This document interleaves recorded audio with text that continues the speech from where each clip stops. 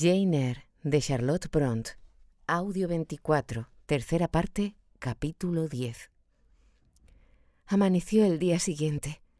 Yo me levanté con el alba y dediqué un par de horas a la tarea de poner en orden mis cosas, arreglar el armario y los cajones, para dejar el cuarto como es debido durante el breve lapso de mi ausencia. Mientras me afanaba en aquello, oí que St. John salía de su cuarto. Se paró delante de mi puerta y temí que se le ocurriera llamar, pero no. Se limitó a deslizar un papel por debajo de la puerta. Me agaché a recogerlo. Decía: «Me dejó usted anoche de un modo demasiado brusco.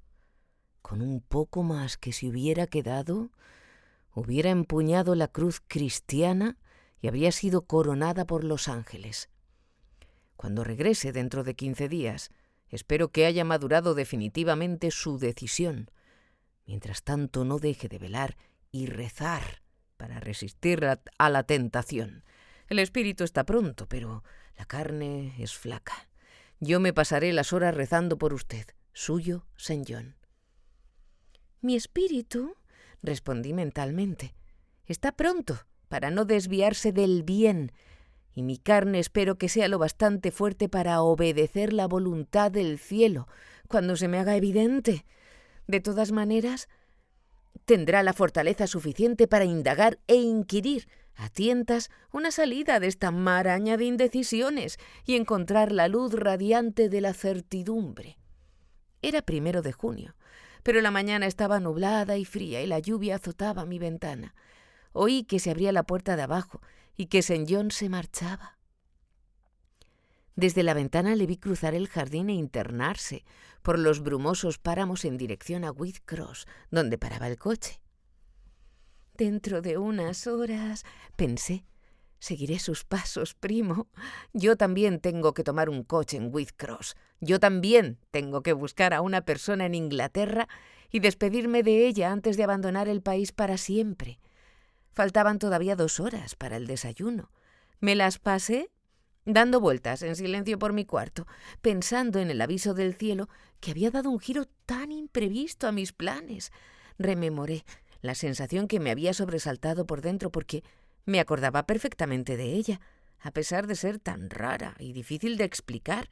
Evoqué la voz que había escuchado y volví a preguntarme en vano de dónde pudo llegar.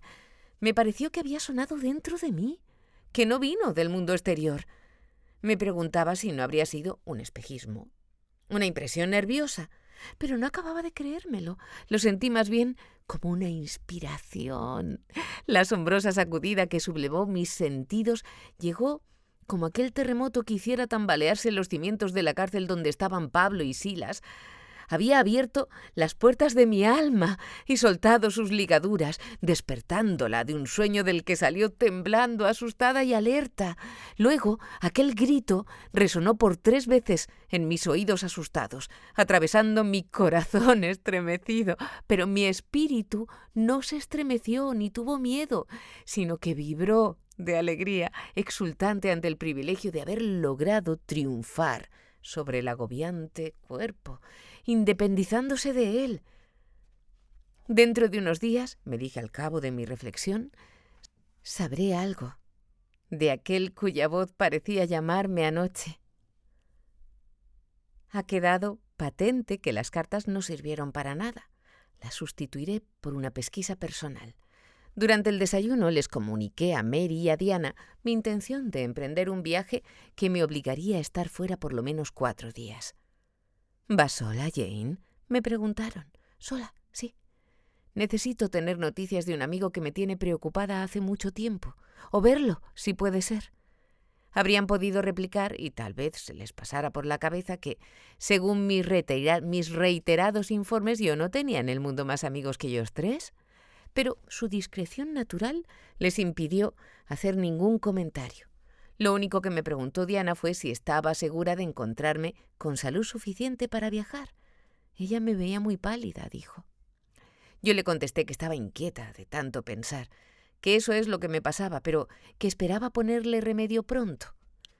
Me resultó muy fácil continuar con mis preparativos porque ellas no me volvieron a molestar con más preguntas ni conjeturas. En cuanto les dije que no me era posible, de momento, ser más explícita sobre mis planes, hicieron gala de bondad e inteligencia al aceptar mi reserva y me concedieron el mismo margen de confianza y libertad que yo les habría dado a ellas si se hallaran en mi caso. Salí de Moor House a las 3 de la tarde y poco después de las 4 ya estaba parada junto al poste indicador de Whitcross esperando la aparición del coche que me habría de conducir a un Thornfield remoto. En medio del silencio de aquellos caminos solitarios rodeados de desiertas colinas, lo oí aproximarse desde muy lejos. Era el mismo vehículo del que me había bajado una tarde de verano, desesperada, sin saber a dónde ir en aquel mismo sitio, un año atrás. Le hice una seña, se paró y subí. Pero esta vez no me fue preciso quedarme sin dinero para pagar mi asiento. Volví a poner rumbo a Thornfield y me sentía como una paloma mensajera volando hacia su palomar. El viaje duró 36 horas. Había salido de Whitcross un martes por la tarde y el jueves a primera hora de la mañana el coche se detuvo para que abrevaran los caballos en una posada al borde de la carretera. Estaba situada en medio de un paisaje cuyos verdes setos, extensas praderas y bajas colinas de pastoreo me saltaron a los ojos como los rasgos de un rostro antaño familiar. Qué suaves perfiles en comparación con los austeros páramos al norte de Morton. Sí, reconocía el rostro y el carácter de aquel panorama. Estaba llegando a mi destino. ¿A qué distancia queda todo Thornfield de aquí?, le pregunté al posadero. «A 2 millas, señora, a campo otra vez». «Aquí concluye mi travesía», me dije. Una vez fuera del coche, le dejé mi maleta al posadero con el encargo de que me la guardase hasta que mandara por ella. Pagué al cochero con una buena propina y me puse en camino. El día iba madurando y a su luz creciente brillaba el rótulo dorado de la posada que decía Rochester Arms. Se me aceleró el corazón. Ya estaba pisando las tierras de mi señor, pero enseguida me invadió el desánimo. «¿Quién sabe si tu señor», me susurró el pensamiento, «no estará al otro lado del Canal de la Mancha?» Y sabes bien que puede ser así. Además, caso de que esté en Thornfield Holt, ¿quién más vive allí? Su esposa, la loca, y tú no tienes nada que ver con él. ¿Cómo vas a osar dirigirle la palabra, ni siquiera a presentarte ante sus ojos? Es un paso en balde. Lo mejor que puedes hacer es desistir. Continuaba mi consejero interior. Pide información al personal de la posada. Ellos tienen que saber todo lo que indagas y disiparán tus dudas inmediatamente. Dirígete al posadero y pregúntale que si el señor Rochester vive o no en la casa. La sugerencia era sensata, y sin embargo, no logré hacer el esfuerzo necesario para obedecerle. Hasta tal punto temía una respuesta que aplastara mis expectativas. Prolongar la incertidumbre era prolongar la esperanza. Necesitaba ver una vez más la mansión bajo el haz luminoso de su estrella. Vi ante mí la valla y los mismos campos que recorriera, desolada, ciega, sorda y enajenada, la mañana en que escapé de Thornfield, acosada por una furia vengativa que me pisaba los talones. Antes de haber aclarado la resolución que iba a tomar, ya estaba en medio de ellos, caminando a toda prisa, casi corriendo. En algunos tramos, cómo ansiaba volver a mirar aquellos bosques conocidos. ¡Qué emoción me embargaba al saludar uno por uno aquellos árboles y pasar fugazmente la vista por las praderas y colinas que se veían entre ellos! Por fin surgía el bosque ante mí, con aquella bandada de grajos arracimados cuyo graznido estridente rompía el silencio de la mañana. Apresuré el paso, imbuida de un extraño deleite. Atravesé otro campo, dejé atrás otro camino y allí estaban los muros del patio y las dependencias de la parte trasera. Pero la casa y los nidos de los grajos aún no se veían. Lo primero que quiero ver es la fachada principal, decidí, con sus nobles almenas que saltan a la vista inmediatamente desde algún punto donde pueda divisar la ventana del cuarto de mi señor. Puede que esté paseando por el huerto o sobre las losas de la entrada. Ojalá pudiera verlo, aunque solo fuera durante unos instantes. Pero en tal caso, ¿estoy segura de poder conservar la serenidad y no salir corriendo a su encuentro? No lo sé. No respondo de ello. Y si lo hiciera, ¿qué sucedería, Dios mío? ¿Luego qué? Tampoco iba a hacer daño a nadie por probar una vez más la vida que me inyectaba una mirada suya. Pero estoy delirando. Quizá en este mismo momento esté mirando salir el sol sobre los Pirineos o contemplando el manso mar de alguna playa del sur. Había bordeado el muro bajo el huerto y doblado la esquina hasta la portezuela que daba al prado entre dos columnas rematadas por bolas de piedra. Escondida detrás de una de las columnas, podía mirar furtivamente y tranquilamente la fachada principal de la casa. Asomé la cabeza con cuidado, deseosa de comprobar si estaba ya levantada la persiana de algún dormitorio. Desde aquel escondite se abarcaba todo: almenas, ventanas y fachadas.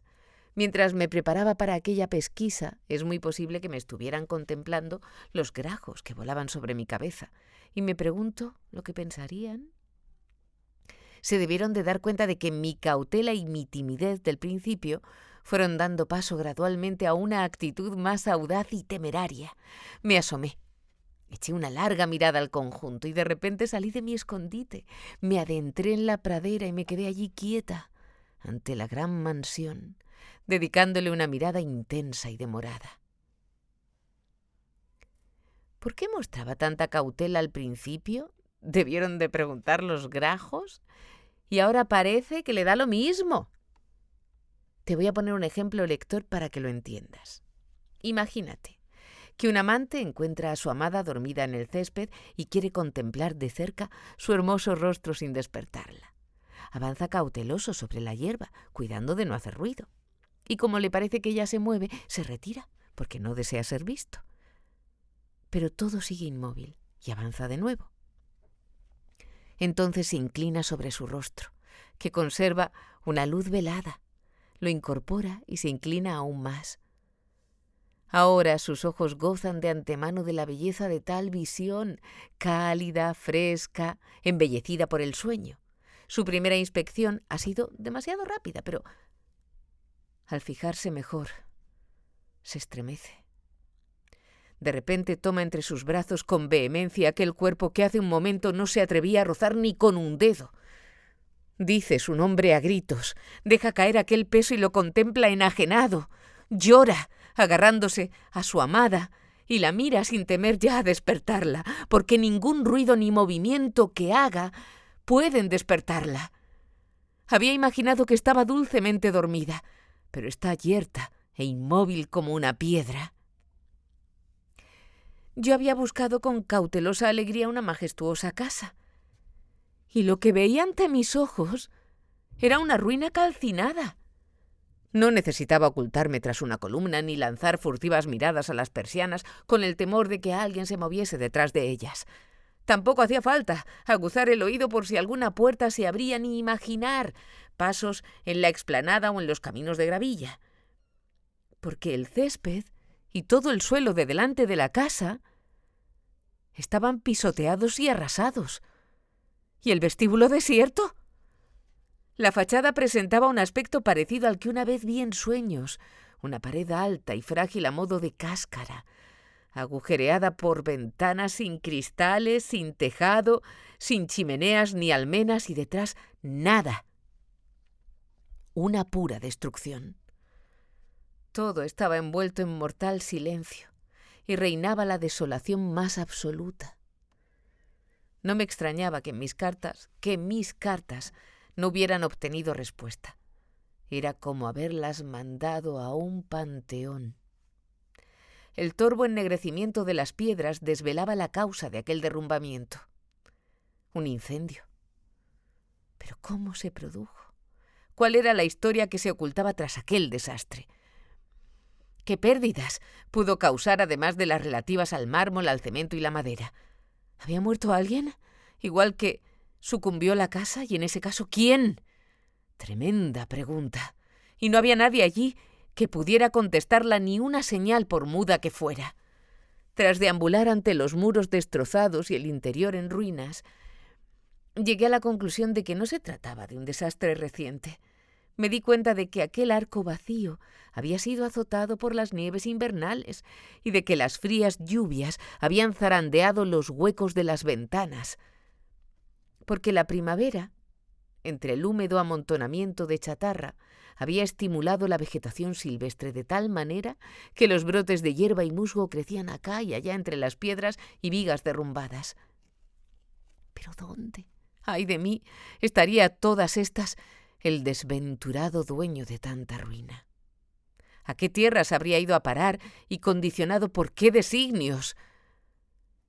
Mis ojos volaron sin querer hacia la torre gris de la iglesia, más allá de la verja, y me pregunté si no estaría compartiendo escondite con Damer de Rochester en su augusto habitáculo de mármol. Tenía que existir alguna respuesta a todas aquellas preguntas, y no podía encontrarla más que acudiendo a la posada. Así que desanduve lo andado y volví allí. El posadero en persona me trajo el desayuno a la sala de abajo, y le pedí que hiciera el favor de cerrar la puerta y de sentarse conmigo porque tenía que hacerle algunas preguntas. Pero cuando accedió a ello, no sabía por dónde empezar. Tal era el horror que me inspiraba imaginar sus posibles revelaciones, y sin embargo, el espectáculo catastrófico que acababa de contemplar me daba pie en gran medida a disponerme a escuchar una historia desgraciada. El posadero era un hombre de mediana edad y con aspecto de persona decente. Me figuro, naturalmente, que conoce usted Thorfield Holt. Acerté por fin a decir. Sí, señora. En tiempos vivía allí. ¿De verdad? No en mis tiempos. Pensaba mientras tanto, porque yo no te conozco de nada. Sí, claro, fui mayordomo del difunto señor Rochester. La palabra difunto me asestó el golpe contundente que estaba tratando de esquivar. Difunto. Jade. Se ha muerto. Me refiero, aclaró, al padre de Edward Rochester, el actual señor. Noté que podía volver a respirar normalmente y que la sangre reanudaba su curso interrumpido. Enterada por aquellas venturosas palabras de que Edward, el actual señor, mi señor, seguía con vida, estaba preparada para oír el resto, por tremendo que fuera, con relativa tranquilidad. Que Dios lo bendijera donde quisiera que se hallase. Sabiendo que no estaba sepultado bajo tierra, creí que podría soportar cualquier noticia acerca de su paradero, aunque estuviera en las antípodas. Y sin embargo necesitaba dar largas a la pregunta directa sobre tal paradero. ¿El señor Rochester reside ahora en Thorfield? Pregunté, pues a unas sabiendas de cuál sería la respuesta. ¿En Thorfield? No, señora. Allí no vive nadie. Se nota que debe de venir usted de lejos, porque de lo contrario estaría al tanto del desastre ocurrido allí el otoño pasado. Thorfield Hall es una pura ruina. Se quemó la casa por completo en la época de la cosecha, con todas las cosas de valor que había allí. ¡Qué pena, Dios mío! Apenas si pudieron salvarse unos cuantos muebles. Estalló el incendio ya bien entrada la noche, y antes de que les diera tiempo de llegar a los bomberos de Millcote, ya estaba toda la mansión ardiendo como una tea. Fue un espectáculo terrorífico. Lo vi con mis propios ojos. Ya bien entrada la noche, musité. Sí, claro. Justamente la hora que siempre resultaba fatídica para Thorfield. ¿Y se sabe, pregunté, cuál fue el origen del incendio? Se sospecha, señora, aunque las suposiciones alcanzaron luego una comprobación que no deja lugar a dudas. Acercó un poco más su asiento a la mesa y continuó en voz más baja. No sé si usted sabe que había una señora encerrada en la casa. Una señora que tenía perdido el juicio. Sí, he oído contar algo de eso. Pues bien, la tenían encerrada allí en el ático. Durante mucho tiempo, la gente no sabía con certeza si existía realmente o no. Nadie la había visto nunca, pero corrían rumores de que vivía allí semejante persona. Decían que el señor Edward la trajo cuando vino del extranjero y algunos supusieron que había sido su amante, pero en fin, hace un año tuvo lugar un suceso muy raro, rarísimo. Temí que estuviera a punto de desviarse para contarme mi propia historia, así que traté de enderezar el relato hacia el tramo principal. ¿Y qué pasó con esa señora? Pues esa señora resultó que era la esposa de Edward Rochester y se descubrió de una manera francamente curiosa. Había en Thornfield Hall una joven institutriz de la cual el señor Rochester... Pero, ¿y el incendio? Ahora llegaremos a eso, señora. Le iba a decir que el señor Rochester se enamoró de aquella joven institutriz. Los criados dicen que nunca han visto a un hombre tan enamorado, loco por ella. La perseguía constantemente. Ellos lo acechaban, ya sabe usted, señora, cómo son los criados. Y había reservado para ella lo mejor de su pasado, a pesar de que nadie más que él le encontrara particulares encantos. Dicen que era insignificante, que parecía una niña. Yo nunca la llegué a ver. Lea la quería mucho. El señor Rochester andaba por los 40 años y la institutriz no tenía ni 20. Ya sabe usted que cuando los hombres de esa edad se encaprichan de una jovencita, es como si les dieran un bebedizo. Total, que se le metió en la cabeza casarse con ella. ¿Puede contarme esa parte de la historia otro día, si no le importa? Le interrumpí, porque lo que ahora me interesa conocer, por razones muy particulares, es todo lo relativo al incendio. ¿Se sospechó tal vez que la demente señora Rochester pudiera haberlo provocado? Ha dado usted en la diana, señora. Existe la certeza casi absoluta de que ella, y solamente ella, fue quien lo provocó. Habían contratado para cuidarla a la señora Paul, una mujer muy capacitada para este servicio y de toda confianza. Su único defecto, bastante frecuente entre las matronas y las enfermeras, es que siempre tenía a mano una botella de ginebra y de vez en cuando bebía más de la cuenta. Se puede encontrar disculpa pensando en la dureza de su cometido, pero indudablemente entrañaba peligro, porque cuando la señora Paul caía amodorrada a causa de los tragos de ginebra, la enloquecida señora, que era astuta como una bruja, le robaba las llaves del bolsillo, se escapaba de su encierro y se ponía a deambular por la casa, llevando a cabo todos los despropósitos que se le ocurrían. Dicen que una vez estuvo a punto de abrasar vivo a su marido mientras dormía. Pero eso yo no lo sé. Lo que sé es que esa noche del otoño pasado parece que primero prendió fuego a los cortinajes del cuarto que lindaba con el suyo y luego se deslizó al piso de abajo.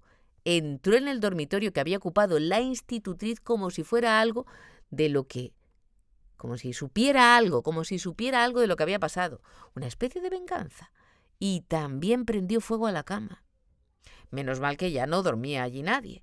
La institutriz había desaparecido 2 meses antes, y por mucho que el señor Rochester la había buscado, como si se tratara del más preciado tesoro del mundo, no logró volver a saber ni una palabra de ella. Se puso como loco.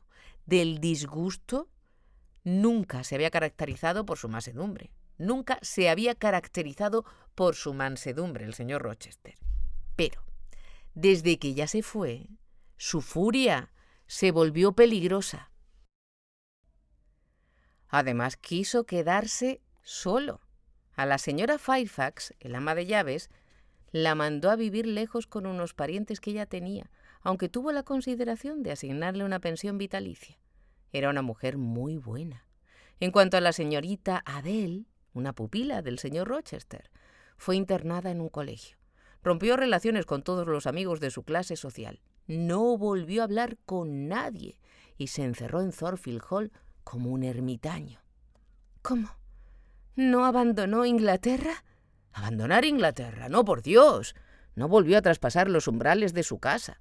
Solamente de noche, algunas veces, salía a pasear por el huerto o por la explanada como un fantasma, como si hubiera perdido la cabeza.